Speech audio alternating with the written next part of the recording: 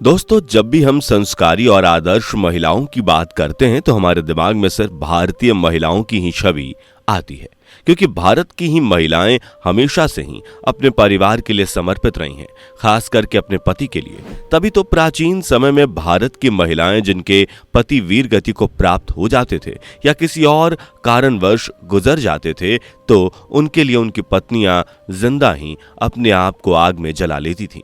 जी हाँ, यह बात सच है और ये सुनकर शायद आपको भी हैरानी हो रही होगी। बता दें कि एक प्रथा थी जिसे सती प्रथा कहा जाता था। इस प्रथा को लेकर लोगों का अपना अपना मत है।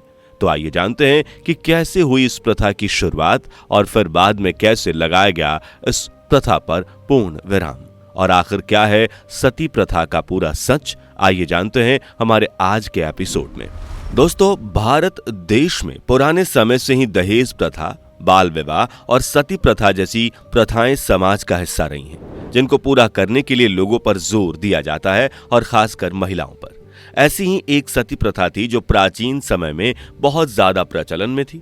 ये एक ऐसी प्रथा थी जिसमें पति की मौत होने पर पति की चिता के साथ ही उसकी विधवा पत्नी को भी जला दिया जाता था। कई बार तो इसके लिए विधवा पत्नी की रजामंदी होती थी, लेकिन कभी कभी ऐसा करने के लिए उसे जबरन मजबूर कर दिया जाता था। इस प्रथा को खत्म करने के लिए बहुत सी कोशिशें की गई और अंत में 4 दिसंबर 1829 को एक एक्ट पास करके इस प्रथा पर पूरी तरह से रोक लगा दी गई। लेकिन इस प्रथा को जड़ से खत्म करना इतना आसान नहीं था, क्योंकि यह प्रथा एक परंपरा बन चुकी थी। आपको बता दें कि इस प्रथा की वजह से बहुत सी बच्चियों को अपनी जान से भी हाथ धोना पड़ा था, क्योंकि इस दौरान छोटी बच्चियों की शादी कभी उनकी उम्र के बच्चों से कर दी जाती थी तो कभी बहुत ही बूढ़े आदमियों से कर दी जाती थी। बाद में फिर पति की मौत होने पर उन बच्चियों को भी अपनी जान गंवानी पड़ती थी। सती प्रथा को पूरी तरह से कैसे खत्म किया गया जानेंगे, लेकिन उससे पहले जानते हैं कि आखिर कहां से हुई थी सती प्रथा की शुरुआत।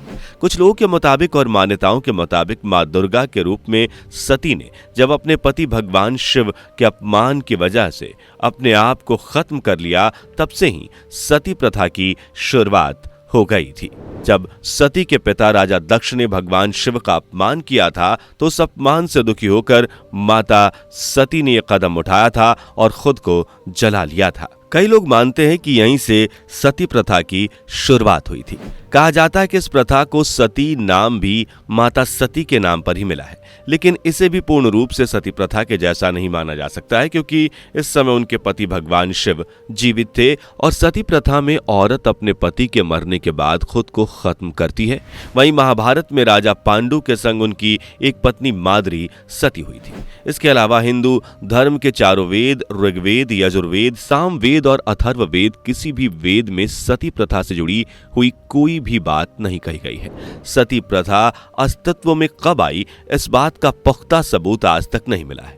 और आपको बता दें कि 3री शताब्दी ईसा पूर्व में इस प्रथा का उल्लेख मिलता है। वहीं ऐसा माना जाता है कि 5वीं से 9वीं शताब्दी के बीच ये प्रथा राजाओं की विधवा पत्नियों के द्वारा पूरी की जाती थी। वहीं कुछ इतिहासकारों के मुताबिक राजाओं की पत्नियों द्वारा जो प्रथा निभाई जाती है उसे जौहर कहा जाता था, ना कि सती प्रथा। जौहर प्रथा में रानियां राजा के युद्ध में शहीद होने के बाद अपने आप को खत्म कर लेती थी। वहीं सती प्रथा आम नागरिकों के द्वारा की जाती थी।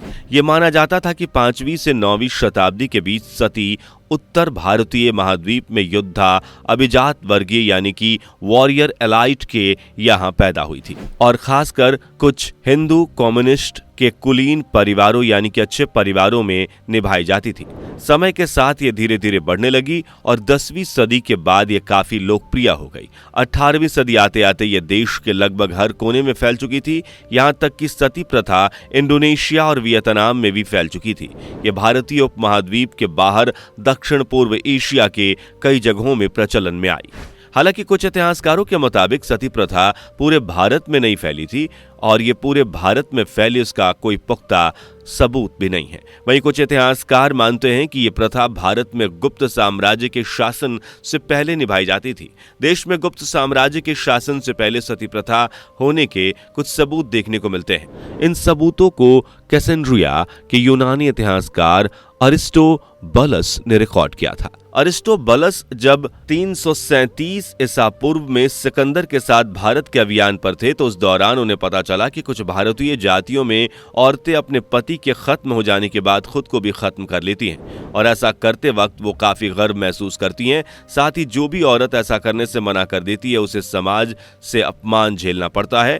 दोस्तों, कुछ भारतीय इतिहासकारों का कहना है कि 510 ईसा पूर्व में सती प्रथा प्रचलन में आई थी और भारतीय इतिहास में भी सती प्रथा के सबूत 510 ईसा पूर्व के बाद ही देखने को मिलते हैं। दोस्तों, सती प्रथा के बारे में लोगों के अपने अपने मत हैं। कुछ लोग इसे सही बताते हैं तो कुछ लोग इसे एक कुप्रथा बताते हैं। दरअसल कुछ इतिहासकारों के मुताबिक पहले पत्नियां अपने पति को जहर देकर मार देती थीं और अपने प्रेमी के साथ भाग जाती थीं। तब ऐसा कानून बनाया गया, या तो पत्नी अपने पति के साथ अपनी जान देगी या फिर सारी जिंदगी एक विधवा की तरह बिताए। इसके अलावा प्राचीन काल में सती प्रथा होने का एक ये भी कारण रहा था कि आक्रमणकारियों द्वारा जब पुरुषों की हत्या कर दी जाती थी तो उसके बाद उनकी पत्नियां अपनी इज्जत और अपने आत्मसम्मान को सबसे ऊपर मानते हुए अपने आप को भी अपने पति के चिता के साथ खत्म कर देती थी। खैर, ये प्रथा जैसी भी शुरू हुई हो, लेकिन इसने बहुत से परिवारों को बर्बाद कर दिया, क्योंकि इससे बहुत से घर के बच्चे बेघर हो गए। इसलिए इस प्रथा को खत्म करने के लिए बहुत से लोगों ने कई अभियान चलाए और आखिरकार इस प्रथा को समाज से खत्म कर दिया गया। सबसे पहले इस प्रथा का विरोध मुगलों के शासनकाल में हुमायूं ने किया था। उसके बाद अकबर ने इस प्रथा पर पूर्ण विराम लगाने का आदेश दिया और उसने 1582 में इस प्रथा को गैर कानूनी घोषित कर दिया था। लेकिन उस समय महिलाएं अपनी इच्छा से भी सती हुआ करती थी। अकबर के बाद उसके बेटे जहांगीर ने भी सती प्रथा खत्म करने की पूरी कोशिश की, लेकिन वो पूरी तरह से इस प्रथा को खत्म नहीं कर पाया। लेकिन उसके बाद राजा राम मोहन राय ने सती प्रथा पर पूर्ण विराम लगाया था। दरअसल राजा राम मोहन राय एक बार किसी काम से विदेश गए हुए थे। इसी बीच उनके भाई की मृत्यु हो गई और उनके भाई की मौत के बाद सती प्रथा के नाम पर उनकी भाभी को जिंदा जला दिया गया। इस घटना से वो काफी दुखी हुए और उन्होंने फैसला किया कि जैसा उनकी भाभी के साथ हुआ वैसा वो कभी किसी के साथ नहीं होने देंगे, और उनकी एक कोशिश काम आई। इसके साथ ही जब अंग्रेजों का राज आया तो उन्होंने इस प्रथा को भारत में सही नहीं माना था, लेकिन धार्मिक दृष्टि से मजबूर होने के कारण उन्होंने इसे सीधा समाप्त करने के बजाय इसका प्रभाव धीरे धीरे कम करने का विचार किया। इसके साथ ही उस दौरान राजा राम मोहन राय ने भारत में शिक्षा के प्रचार प्रसार और जागरूकता के जरिए सती प्रथा को खत्म करने की कसम खाई। इस दौरान राजा राम मोहन राय ने न सिर्फ सती प्रथा का विरोध किया, बल्कि उन्होंने समाज के उत्थान के लिए विधवा महिलाओं की फिर से शादी को भी जरूरी बताया।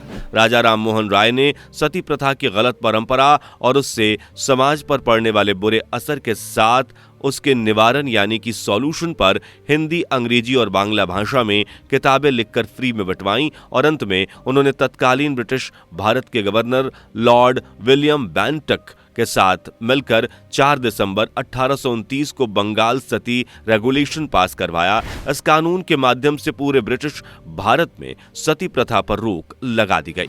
बंगाल सती रेगुलेशन में सती प्रथा को इंसानी प्रकृति की भावनाओं के विरुद्ध बताया गया था और इस तरह से भारत से पूरी तरह से सती प्रथा खत्म हुई, जिसकी वजह से हजारों घर बर्बाद हुए और हजारों महिलाओं ने अपनी जिंदगी से हाथ धोया। वैसे आपकी इस प्रथा के बारे में क्या राय है? नीचे कमेंट करके जरूर बताएं। जाने से पहले वीडियो को लाइक शेयर जरूर करें और ऐसी ही और वीडियोस के लिए इस चैनल को सब्सक्राइब करके बेल नोटिफिकेशन को भी जरूर ऑन कर ले। धन्यवाद।